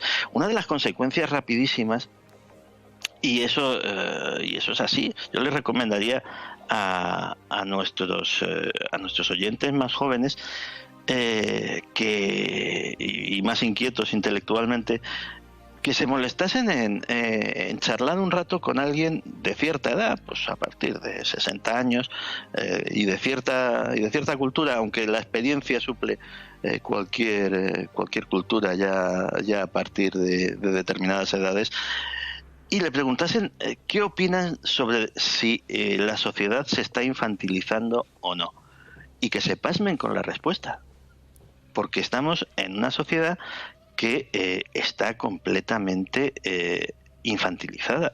Estamos en una sociedad que, por ejemplo, el mero hecho de que todos los accidentes aéreos tengan que ser conspiraciones, puñeta, alguno habrá que no, pero todos tienen que ser conspiraciones, muchas veces obedece a un tremendo trauma psicológico que nos impide, psicológico como psicología global o del inconsciente colectivo, que nos impide o que nos hace ver con una tremenda angustia que a veces nuestro destino esté en manos de cosas completamente fortuitas.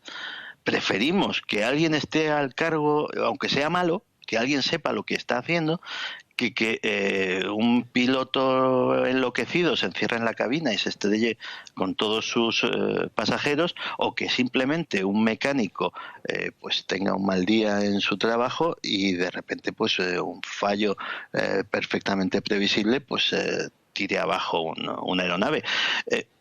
Preferimos con mucho que todo eso sea culpa de alguien malvado, pero que por lo menos sabe lo que está haciendo, que vernos como juguetes del destino. El problema es que del mismo modo que nuestra sociedad occidental tiende a infantilizarse, tiende a mirar para otro lado cuando se habla del horror, cuando se habla de la muerte, cuando se habla de temas, sí, desagradables, pero siempre presentes en la vida, pues en otros sitios que a lo mejor pueden resultar una amenaza para nosotros, pues podemos comprobar que no le hacen esos ascos. Y desgraciadamente pues lo que ha sucedido desde hace ya demasiado tiempo que viene durando esto, con Daesh y todo ese imperio de terror, nos dice que hay gente que no está en eso y que moralmente, no moralmente en cuanto a que tengan razón moral, sino moralmente en cuanto a que están dispuestos no ya a matar por sus ideales, sino a morir por ellos, pues en una confrontación de igual a igual con Occidente podrían ponernos en un severo apuro.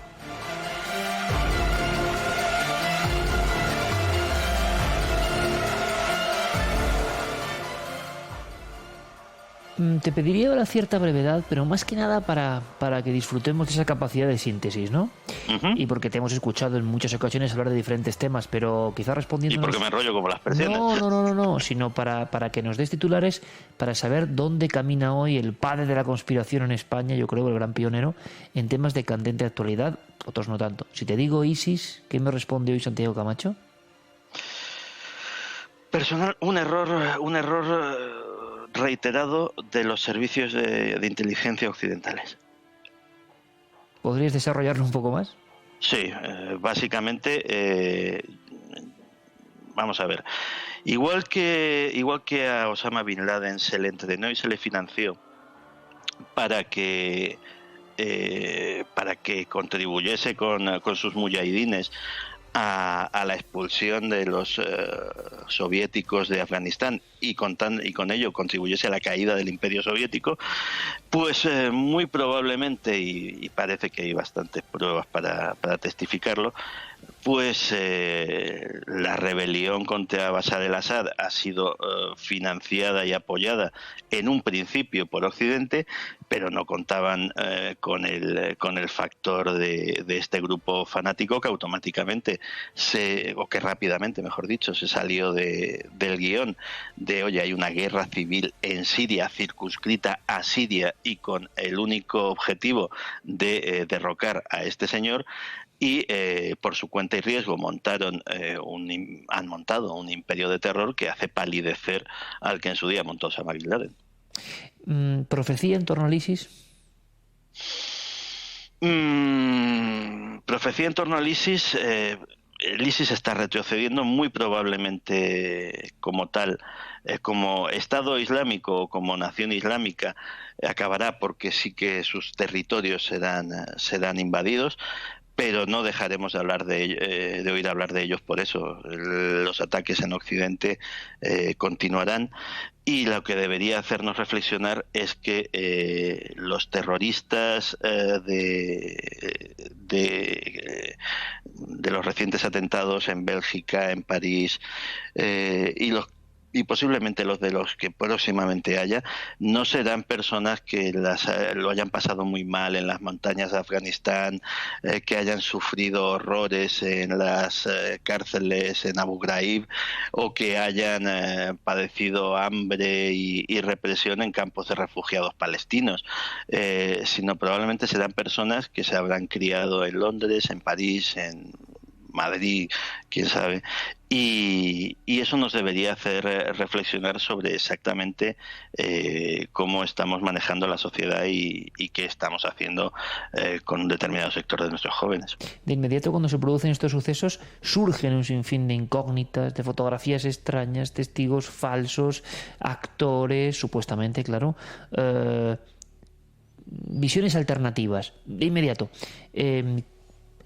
¿crees en las falsas banderas o en estas otras versiones que se han dado de los últimos recientes acontecimientos que han convulsionado al mundo? ¿O ya no te crees la conspiración sobre eso? Vamos a ver, las falsas banderas son una constante histórica. Es decir, yo creo que el primer tema de falsa bandera del que se tiene registros es precisamente la rebelión de los esclavos de Espartaco. Que bueno, Craso tuvo mucho que ver con eso y sus intereses políticos en aquella época también. Y desde entonces ha habido decenas, por no hablar de cientos semejantes. Prácticamente cada vez que se quiere organizar una guerra a gran escala, hay una operación de este tipo. En cuanto a las operaciones de terror en Occidente, ahí soy mucho más cauto. Primero porque las investigaciones policiales y sobre todo efectivamente el ojo vigilante de la opinión pública y de otras muchas organizaciones, al menor indicio de trampa hace saltar. Lo que pasa es que normalmente lo que acabamos viendo muchas veces en las redes sociales es que de la excesiva prudencia o de la excesiva desconfianza se pasa directamente a la paranoia y se empiezan a elucubrar con cosas que no tienen ni pies ni cabeza. Y por otro lado, hay que pensar una cosa: vivimos en una sociedad capitalista en la que el dinero manda muchísimo, por no decir que últimamente es el único el único amo. Y igual que las guerras son buenas para los negocios, el terrorismo no lo es. El terrorismo hace bajar las bolsas, hace recelar a los inversores, hace que la gente se vaya a eso que se llaman valores refugio, y no es bueno para los negocios. Así que no creo que desde ciertos niveles de influencia se patrocinen estas cosas. Santi Camacho siempre es un vergel de nuevos datos, de nuevas historias. Yo creo que ha sido pionero en analizar algunos campos tabú, como la pornografía o un sinfín de cuestiones de este tipo, tan metidas ya dentro del tejido de la sociedad. Y tú has sido capaz de hacer célebres programas seriados sobre este asunto. Muchos se llevaban las manos a la cabeza y tú eres pionero en eso. Ahora, cuando has hablado... Alguno me retiró el saludo. ¿Sí? Algún conocido que tenía en la industria, pero bueno. Has dicho ahora otra cosa que a mí me parece que si alguien está escuchando esta conversación entre amigos con lápiz y papel, ¿no?, como diría un antiguo, yo notaría: infantilización de la sociedad.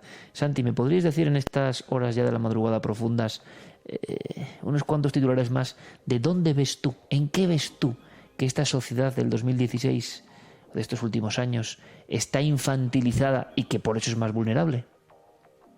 La sociedad es tremendamente vulnerable porque hemos perdido sobre todo en valores. La capacidad de sacrificio, la capacidad de valorar, estoy hablando como un padre y eso que no lo soy, la capacidad de valorar el esfuerzo, la capacidad de la resiliencia, la capacidad de aguantar el sufrimiento, no de resignarse, sino de aguantarlo, apretar los dientes y seguir adelante. Todas esas cosas están en franca recesión en comparación con el hedonismo fácil, los análisis igualmente fáciles, la evasión. La evasión es muy importante de cualquier cosa que signifique problemas y la simplificación también, o sea, estamos tendiendo mucho al maniqueísmo, a las soluciones simples, a poner etiquetas de que fulanito es muy bueno y es el salvador y menganito es lo peor y es la persona que nos lleva al desastre. ¿Pero no ha sido siempre así, Santi? No,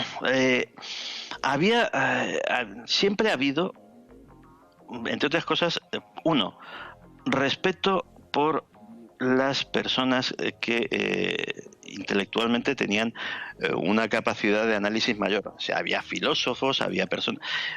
Te voy a poner una época infinitamente más, por mucho que se la quiera comparar ahora con la nuestra, una época infinitamente más convulsa de nuestra historia, como era los años previos a la Guerra Civil Española. A un individuo como a Ortega y Gasset se le escuchaba, se le reverenciaba lo que se decía, y desde todas las sensibilidades políticas, pero no solamente los políticos, sino militantes, pueblo, etcétera, etcétera, se le veneraba, o al menos se le escuchaba con atención. Ahora mismo no hay y ojo, y hay personas tremendamente capacitadas para emitir ese tipo de juicios y para servir de alguna forma de guías sociales en unos momentos muy confusos, pero ya nadie hace caso a nada que no sea su propio arbitrio.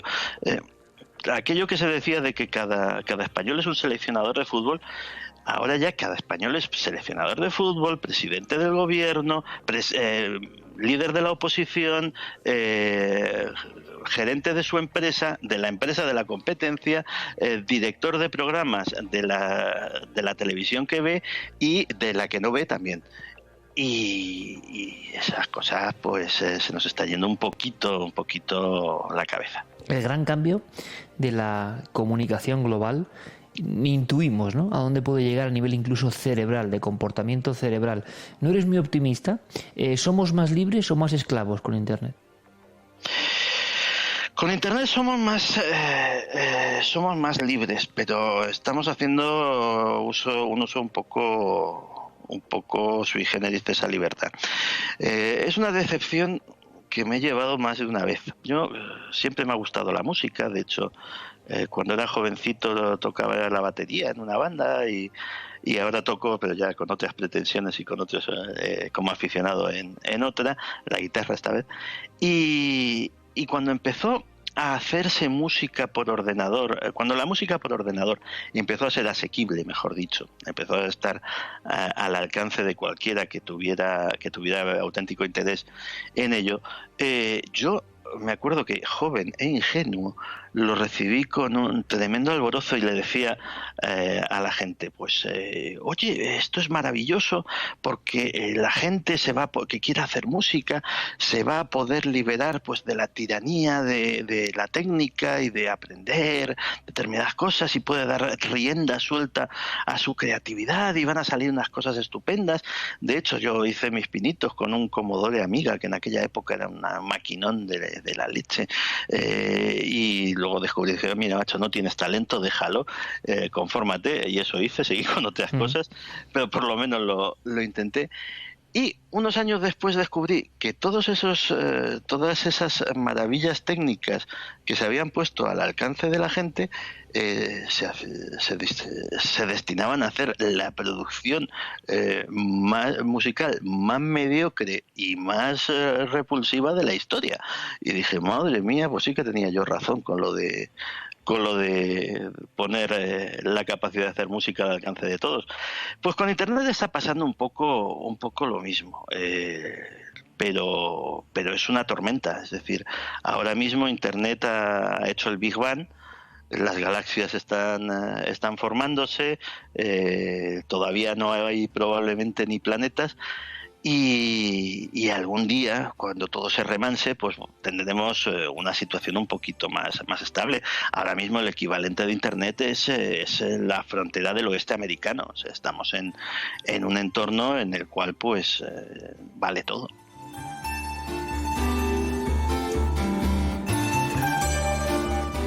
En Universo Iker, desde un salón lleno de libros, con algunos animales vigilantes y luz tenue, a una buhardilla con luz tenue, y el resultado de esta alquimia, buena o mala, opiniones para todos los gustos, por supuesto, en Universo Iker y en iVoox para España y para el mundo. Hablamos a tumba abierta con Santiago Camacho, pionero del mundo de la conspiración, tan importante e influyente hoy en la mente colectiva, y sin dejarnos nada. Por ejemplo, una cosa que te horrorice de la posibilidad mágica de Internet y una que te emocione especialmente, Santi. Me horroriza la posibilidad de que cualquiera, y cuando digo cualquiera digo incluso evidentemente los más indefensos, esté desde cualquier parte del mundo a 5 minutos como mucho de contactar con el horror más absoluto. Que una persona, y pienso sobre todo en los niños, es decir, las personas más inocentes y más vulnerables, por curiosidad, por travesura, porque a veces suceden fatalidades, en una serie de clics termina accediendo no ya a la pornografía o a formas más extremas de pornografía, sino a muertes, decapitaciones, ejecuciones, lo que todos conocemos. Si yo me acuerdo que una de las últimas estupideces que cometí, estupidez gorda, fue ver el vídeo del piloto que había capturado el Estado Islámico, un piloto jordano, y que lo quemaron vivo dentro de una jaula. Esto no fue en la Deep Web ni nada por el estilo, creo que lo vi en un diario británico. O sea que no tuve que trastear mucho, sino que de hecho fue una cosa de encontrármelo por casualidad y no saber darle al stop a tiempo. Aquello me dejó, y no soy precisamente blando de carnes, me dejó tocado una semanita larga, pero bien tocado además. Y dije, madre mía, si yo con mis casi 50 años, casi 50 años después y habiendo visto muchas cosas, esto me ha dejado así. Si una persona o un chaval o una chica adolescente o menor que adolescente accede a este material, le puedes dejar traumado de por vida. Eso probablemente es lo que más me horroriza de Internet. La falta de control sobre a quién llegan determinados contenidos. ¿Y no te extraña, Santi, antes de contar lo bueno, que también lo hay evidentemente, no te extraña como conspiranoico de cabecera, ¿no?, y de base, como persona que duda de todo y de todos, ¿no te extraña realmente que a nadie le interese cierto control sobre esa posibilidad de que cualquiera acceda al horror más absoluto que le puede pudrir la mente? ¿No te has preguntado nunca si a alguien le interesa que no haya barreras en este campo?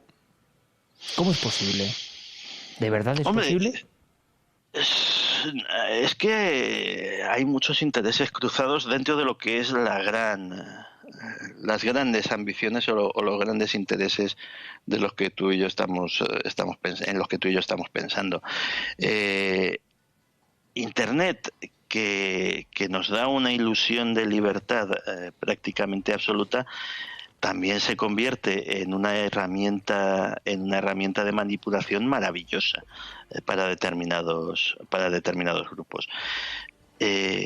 La gente no es honradamente, la gente no es ni mucho menos consciente de cuantísimo contenido que están recibiendo como información, pero no ya por los medios de comunicación tradicionales, que generalmente casi todos los internautas desconfían mucho de que tal o cual empresa, que es tal o cual emporio comunicativo, pues tiene tal o cual interés en transmitirle una noticia de tal o cual tipo.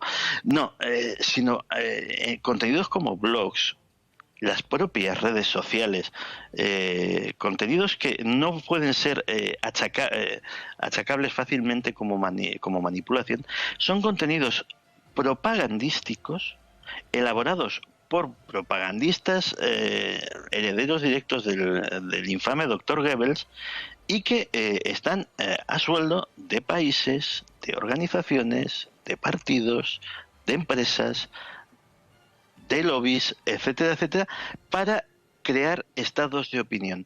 Edward Bernays, que es el padre de las relaciones públicas, que lo de las relaciones públicas lo hemos hablado alguna vez en la radio, no es el señor que te invita a una copa en la discoteca, sino que es una industria tremenda de hacer comunicación interesada sin que parezca publicidad, pues hubiese quedado maravillado el padre de esa disciplina ante las posibilidades actuales de generar estados de opinión, de generar modas y de generar comunicación interesada hacia tal o cual sitio sin que lo parezca. Eso, porque el emisor se puede volver tremendamente difuso. Eso es inédito en la historia.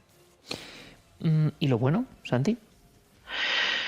Lo bueno es lo obvio. Lo bueno es que poder acceder, igual que puedes acceder a todo el horror del mundo, poder acceder a todo el conocimiento del mundo en un segundo.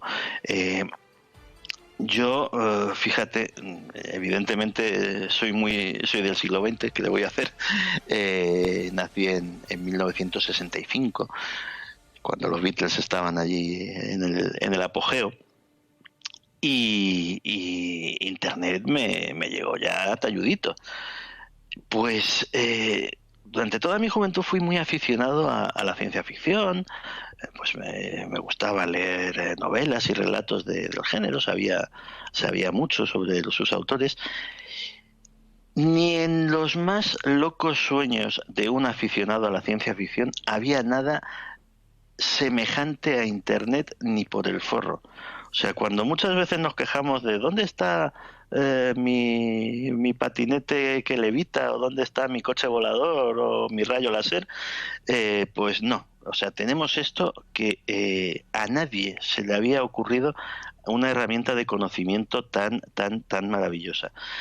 Lo que pasa es que como la cariátide, esto tiene su cara sonriente, pero también tiene su cara trágica, y tenemos que bregar con las dos. Santi, si te digo Illuminati, ¿qué me dices tú? ¿Qué te voy a decir? Pues Illuminati ha sido probablemente la piedra de toque de todo lo que ha sido el mundo de la conspiración en las últimas, iba a decir en las últimas décadas, en los últimos siglos. Desde que en 1776 a un buen señor en Baviera se le ocurrió a ese 1 de mayo, un 1 de mayo, montar una sociedad secreta a imagen y semejanza de la Compañía de Jesús, pero y copiando cositas de la masonería y con unos intereses muy particulares, contrarios generalmente a estas dos corrientes, pues se han vertido ríos de tinta. ¿Si han existido? Sí, han existido. Si han tenido una tremenda importancia en la historia, mucho más de lo que estarían dispuestos a admitir la mayoría de los intelectuales o de los historiadores ortodoxos. Si siguen existiendo, probablemente sí.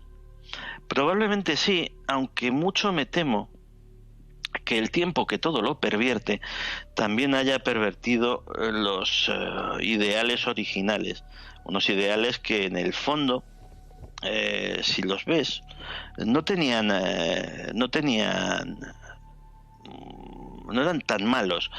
Los iluminados de Baviera, los primeros Illuminati, pretendían abolir las barreras entre las religiones, entre las banderas, entre los países, probablemente entre las lenguas, generar un mundo unido, sí, en el que todos los hombres fueran hermanos y en el que hubiera un sistema democrático.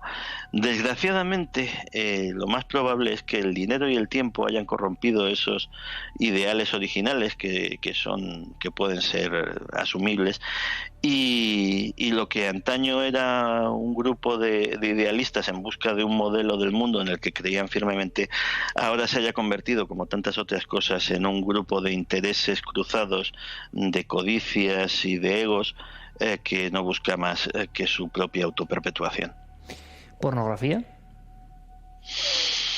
La pornografía es algo con lo que tenemos que convivir, que no es intrínsecamente malo per se, pero que la gente tiene que saber una serie de cosas.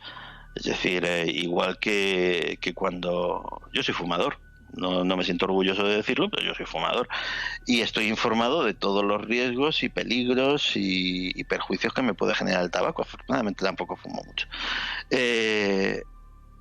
Pero puedo tomar mi decisión con una serie de responsabilidades. Pues igual que tomo esa decisión yo, siendo consciente de lo que puede pasar, me parecería bastante sano que la gente estuviera informada de lo que puede traer consigo, de lo que trae consigo, no solamente no solamente pues que pueda afectarte en tus relaciones, que pueda afectarte en tu sexualidad, que pueda afectarte en el nivel en el que percibes el erotismo, sino también en cosas como que pueda afectar a la salud de tu ordenador o a la privacidad de tu ordenador y con ello a la de tus datos o incluso la de tu cuenta corriente, o que empieces a preguntarte dónde se ruedan determinadas películas, en qué condiciones, si son enteramente voluntarias las personas que participan y en qué países y de qué formas. Entonces yo creo que sí, pero con información, claro. Santi, ¿control de masas hoy? ¿Cuál es el opio del pueblo hoy? ¿Con qué nos lobotomizan hoy? ¿MK Ultra hoy? Pues mira, desde luego, si algo ya no es el opio del pueblo, eso es la religión. Eso, por lo menos del pueblo occidental. Pero hay otras cosas. Está el dinero, evidentemente el materialismo es el rey. No tenemos más que ir a... Vamos a ver, Santi, si te puedes mover algo un poco tal, porque quizá los espías que te siguen están generando una serie de extrañas interferencias en este momento. A ver. Pero esto lo dejamos porque es así, o sea, se lo puede pasar, no ha pasado nunca, ¿eh? Solo ha pasado en el programa hablando con el hogar de Santiago Camacho. A ver, ¿cómo se te escucha ahora, Santi? A ver. Hola. Hola. Parece que o bien la batería, si estás en un inalámbrico, ha ido descendiendo. Espera un segundo. Sí, que espero que sea eso. Pero como en Universo Iker contamos todo a pelo, o sea, sin red, pues esto es lo que está pasando. De pronto, cuando está hablando de Hola. Opio del Pueblo... Sí, perfecto, Santi. Opio del Ahora Pueblo sí, decíamos. Sí, perfecto, Opio del Pueblo decíamos. Era el USB. Perfecto. Estos oyentes, lo sacas, lo metes y ya vuelve otra vez. Está bien. Opio del Pueblo decías que la religión ya no. El materialismo hace mucho y últimamente se está abusando mucho de enconar, al menos en este país, pero a nivel internacional también, de enconar los ánimos políticos y nacionalistas. Que en Francia haya un movimiento de extrema derecha que tiene posibilidades de acceder al Elíseo. Que en Austria la elección estuviera entre otro partido de extrema derecha y los ecologistas. Que los estadounidenses dentro de muy poco tengan que elegir entre dos personajes que cada uno tiene sus cositas y se podría decir muchos de ellos como son Donald Trump y en menor medida, o al menos de forma bastante menos histriónica, Hillary Clinton. Estamos en un mundo, en un momento convulso, pero probablemente eso sea el dinero se haya convertido en el gran tótem el gran becerro de oro al que se adora y esté alejando a la gente de que las cosas, parece una cursilada y sé que lo parece, pero no por ello es menos verdad, de que las cosas realmente importantes, o sea, una vez, evidentemente, si no tienes que comer, no tienes recursos, pues eso es una prioridad y punto. Pero una vez tienes tus necesidades básicas cubiertas, las cosas más importantes y mejores de la vida, no hay dinero que las pague. Santi, ¿te digo Alcácer? Pues ese es otro gran capítulo que habría que reabrir y que se cerró en falso. Mira, era otro, junto con el 11M que dije, es otro de los grandes tabúes. Es otro de los grandes tabúes porque hay indicios y datos suficientes para establecer sin error, a pecar de imprudente, que aquello se cerró bastante en falso. Hay el cómo acabaron las personas que más denunciaron aquello, llevadas en muchos casos a la defenestración social o profesional, tampoco contribuye a que aquello se haya clarificado del todo y yo creo que es el gran misterio negro de la historia de España. ¿A quién admira Santi Camacho dentro del mundo de la conspiración? O sea, ¿en quién se fija hoy? ¿A quién recomendarías? Dentro de ese mundo en el que desconfías de tantos, nos has dicho, te sorprende a qué nivel se llega, de histrionismo, de no comprobar nada, pero ¿quién es referente para Santi Camacho que al mismo tiempo referente para tantos seguidores de la conspiración hoy? Pues hay muchas personas, cada una a su estilo. Personalmente hay un autor norteamericano, Jim Marrs, que siempre me ha parecido exquisito a la hora de tratar los temas. Ha tratado temas de conspiración, ha tratado algún tema de ufología, ha tratado temas sobre el 11S. Jim Marrs tiene una prolongada carrera. De hecho, yo le leía de jovencito y le sigo leyendo y nunca me ha defraudado jamás. Luego hay gente con la que estoy más o menos de acuerdo, pero no del todo. Uno de ellos es el ínclito y famoso David Icke.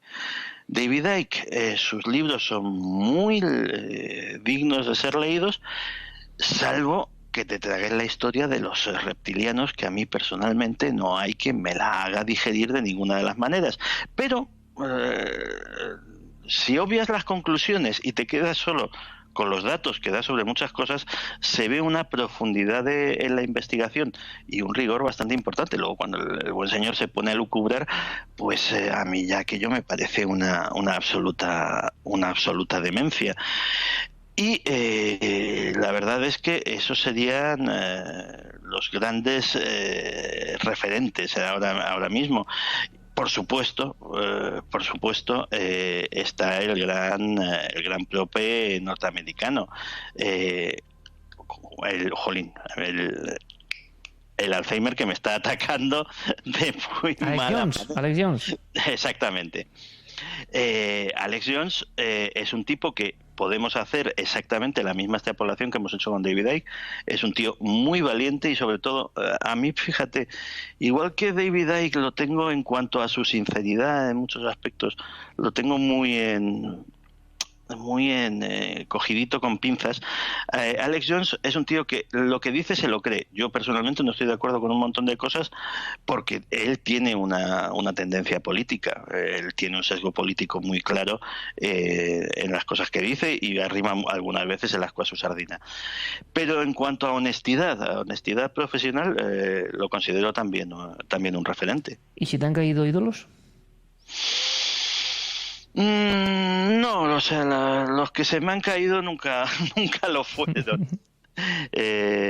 Pero evidentemente sí he visto cosas que por no hacer leña no voy a mencionar, pero sujetos y circunstancias que me han parecido bochornosas. Atrapados por el delirio, ¿eh? Hay como una especie de torbellino que es bueno ver desde fuera en ocasiones porque siempre está ahí, ¿no?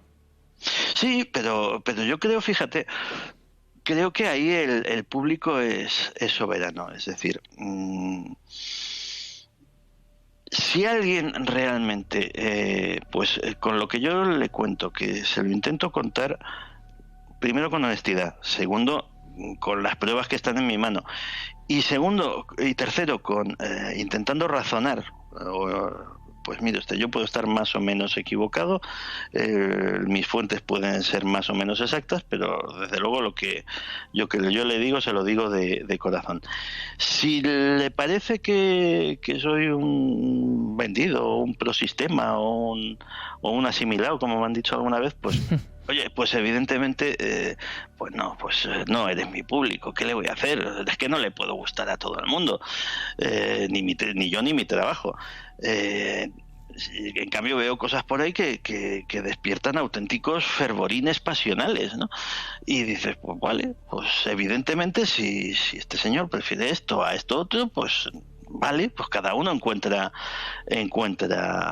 su camino. Pero yo tampoco soy yo nadie para decir que mi línea sea mejor que otras, pero desde luego sí que me parece lo correcto, porque si no, no lo haría.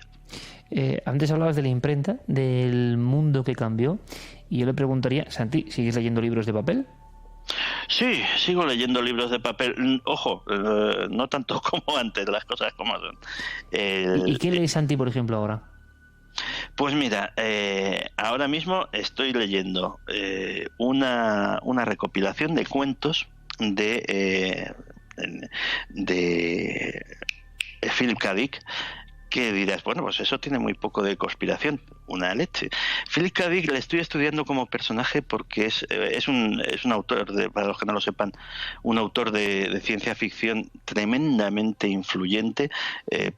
Lo conocerán los argumentos de Blade Runner, de Minority Report, de Paycheck, de un montón de películas y de series de televisión que hemos visto, han salido de sus relatos, de sus cuentos, de sus novelas, y que es un personaje absolutamente fascinante porque era un tipo que estaba diagnosticado de esquizofrenia. De hecho, de alguna forma, buena parte de su enfermedad se desliza en sus relatos, pero que en sus delirios, por ejemplo, decía que él no escribía nada, que había un ángel que se le sentaba en un hombro y se lo dictaba todo. Bendito ángel, porque algunas cosas, algunos atisbos de lo que es esa realidad alternativa, porque prácticamente el grueso de su obra va sobre qué es la realidad y qué es lo que entendemos sobre realidad, ese es el tema que le obsesionaba, pues están ahí y hacen reflexionar muchas cosas. Y lo descubrí como aparte de como pasatiempo, o sea, como simple autor de ciencia ficción, sino como algo profundo para estudiar a través de un gran teórico de la conspiración, que ese sí que le he admirado mucho y que no le he citado porque está tristemente fallecido. La pregunta me la hacías en presente, pero si tuviera que admirar a alguien en toda la historia del conspiracionismo, al grandísimo Robert Anton Wilson, que eso sí que fue probablemente el único intelectual digno de tal nombre que ha dado jamás la teoría de la conspiración.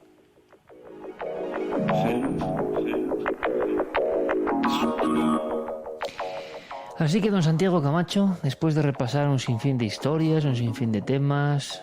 Por cierto, el 11S, ¿qué piensas a día de hoy? Se van a cumplir 15 años del momento que cambió la historia. ¿Qué piensas hoy? Pues a día de hoy pienso que vamos a saber algo antes de que acabe el año. ¿En qué sentido? Alguna vez lo he mencionado, existen el informe de la comisión del 11S, el que se publicó, no está completo. Hay una parte censurada que jamás salió a la luz por razones de seguridad nacional y quedan 28 páginas. Eso no es ningún secreto, o sea, cuando salió el informe se dijo, esto es el informe, lo publicamos, muy bien, pero hay 28 páginas que no vamos a sacar. La presión popular está, y ya se está convirtiendo, además, las 28 páginas en cuestión, se están convirtiendo incluso en arma arrojadiza de la campaña preelectoral que están llevando a cabo ahora mismo en Estados Unidos.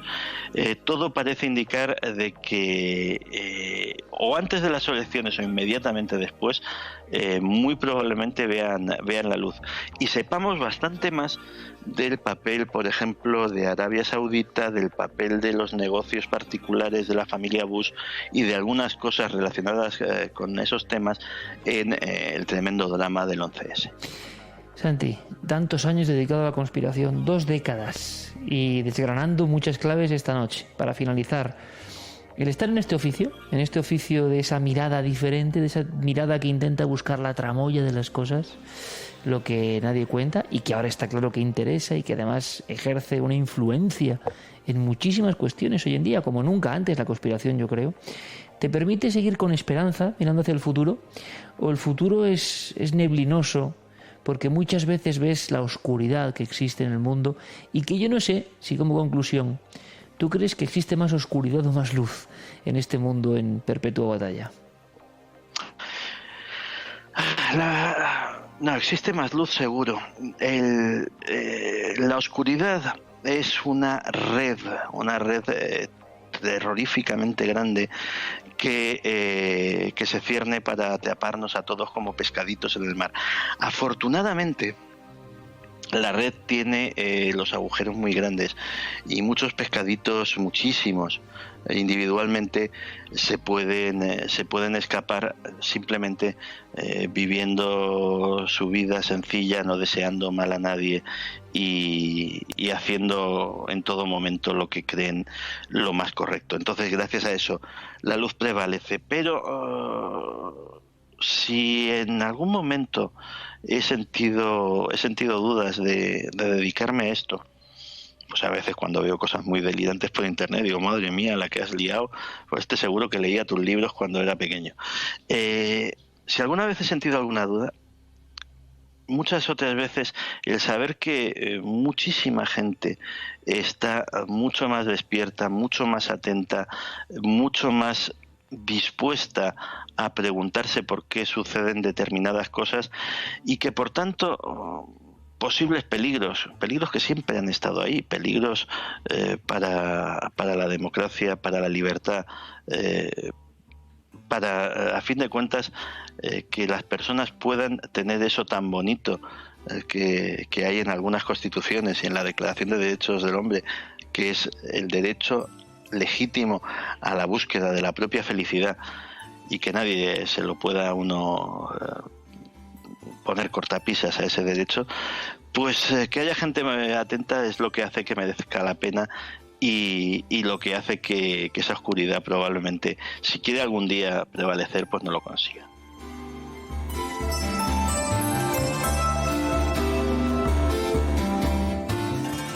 alguna palabra, hablando de paladines para algunos de la justicia, para otros mártires de la conspiración, sobre Snowden o el padre de Wikileaks? Pues lo que se suele decir en Román Paladino, que muchas veces el refranero es muy exacto, dice que ninguna buena acción queda sin castigo. Pues en este caso se está demostrando. Yo creo que tanto Edward Snowden como el fundador de Wikileaks algún día, cuando sean viejecitos y pinten canas, pues tendrán el mismo reconocimiento que en su día recibió pues personajes como Nelson Mandela, por ejemplo. Son personas que han hecho mucho porque en este mundo haya menos secretos. Y el que haya menos secretos siempre es bueno. O sea, el que... Hay un dicho de nuestra profesión que dice que lo que es noticia es lo que alguien no quiere que se publique. Nosotros vivimos porque no haya secretos, nuestro trabajo es que no haya secretos, pero generalmente además el que guarda un secreto es porque ese secreto puede hacer daño o está diseñado para hacer daño a alguien, con lo cual el que haya menos secretos en el mundo, y eso se lo debemos de agradecer a estas dos personas, pues es algo encomiable. Santi, ¿los papeles de Panamá serían una conspiración también? ¿Hay algo de conspiración en torno a eso? Uy, lo de los papeles de Panamá tiene muchísima tela que cortar. Yo, así como reflexión, empezaría diciendo que es curioso y llamativo que ningún ciudadano estadounidense aparezca en los papeles de Panamá, ¿desde por dónde? O sea, tenemos noticias de grandes fortunas de políticos. En nuestro país, pues los nombres los conoce todo el mundo, pero el escándalo ha sido exactamente igual en prácticamente toda Europa. Pero en Estados Unidos lo de los papeles de Panamá no ha tenido ninguna repercusión porque no había ciudadanos estadounidenses. Eso es curioso, ¿verdad?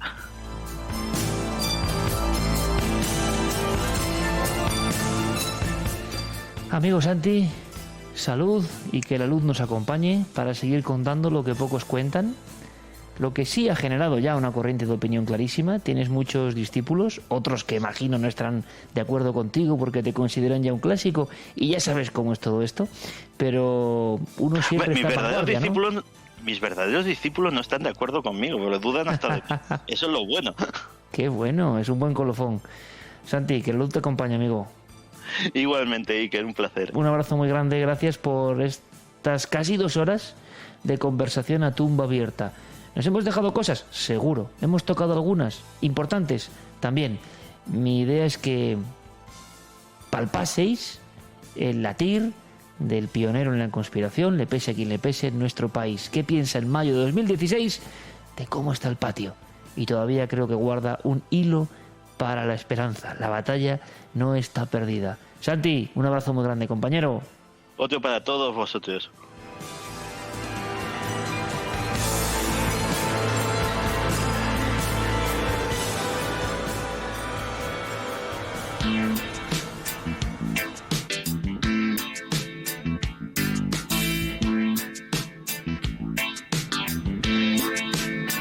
A partir de mañana empezaré a vivir la mitad de mi vida. A partir de mañana empezaré a morir la mitad de mi muerte. A partir de mañana empezaré a volver de mi viaje de ida. A partir de mañana empezaré a medir cada golpe de suerte. A partir de mañana empezaré a... No sé por qué, porque la música es así. Esta canción de Alberto Cortés me recuerda un poco la relación con Santiago Camacho y el bucle de 20 años entre aquella comida en la filosofía y la conversación de esta noche. 20 años, con muchas vivencias, muchas reflexiones y aún nos reconocemos. Solo fui lo que soy, aprendiz de Quijote.